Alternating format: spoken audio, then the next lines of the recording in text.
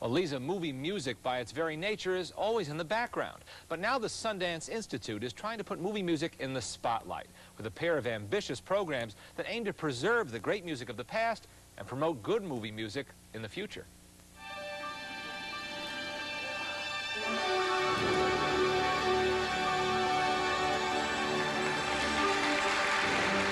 A recent concert at UCLA exposed a sellout crowd to the beauty of movie music. Hollywood has a heritage of movie scores dating back nearly 60 years, but the idea of presenting them in this context is relatively new. Of course, the music will always remain a part of the film itself, but as I think we're seeing here tonight, there's a very deserving place for this music in a concert hall. A great deal of film music stands firmly on its own, and the Sundance Institute is dedicated to helping preserve this music so that audiences can enjoy it live for years to come. But achieving that goal isn't going to be easy, as I learned when I visited Sundance in Utah and spoke with music director David Newman. There's a lot of beautiful music, so why shouldn't it be performed, or I should at least be able to go to a library somewhere and look at it? I found that you can't do that at all. I mean, if I want to go look at the music from How the West Was Won, forget it. It doesn't exist. It's gone. It's burned. It's destroyed, and that's a crime.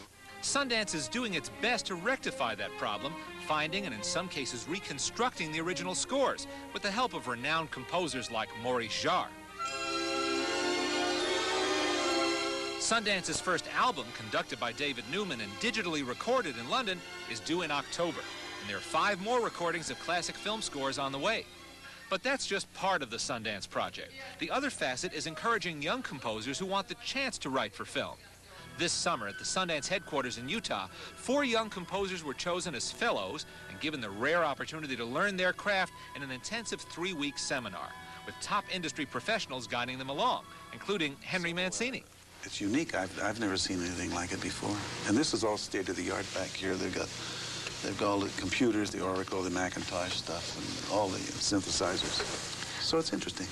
The culmination of the seminar, a chance for these budding film writers to compose a score for one scene of an upcoming feature film, Patrick Duncan's '84 Charlie Mopic, and then to conduct it with members of the Utah Symphony playing their music. Quick like a bunny fox. 3 of the composers tried their hand at scoring the exact same scene. And notice how each one created something completely different.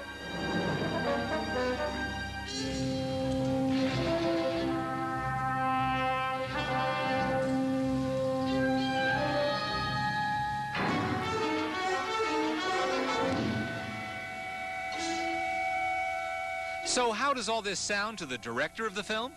It's pretty remarkable. The film is intended to have no music at all, and then to hear 3 people bring music to it, it's another color to the palette I didn't expect at all. It's really, really beautiful stuff. For the composers, this has been an opportunity to learn, to experiment, to make mistakes, and to hear their music being played by members of a great symphony orchestra. It's just a treat. I mean, imagine what an ego trip it is. It's great. I think the final thrill, even, is seeing it with the picture and seeing your, because we've tried to synchronize points, and everything seems to be going and following the moods, and that's the ultimate, I think. That's the best. And someday soon, we may all be hearing their music in the movies.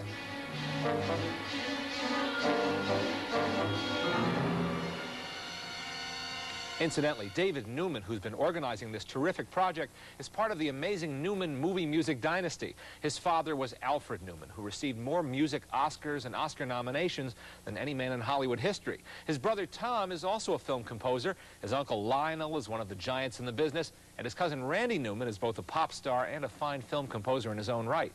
Quite a tradition, and how wonderful that David is doing so much to share it with others. What a legacy, huh? Yeah, no kidding. It's great. People are finally beginning to recognize the value of soundtracks, and they're selling well. Yes, selling better than ever. As a matter of fact, just last summer with Dirty Dancing, they said that the soundtrack was selling so well it actually helped the movie. Generate movie tickets, yeah.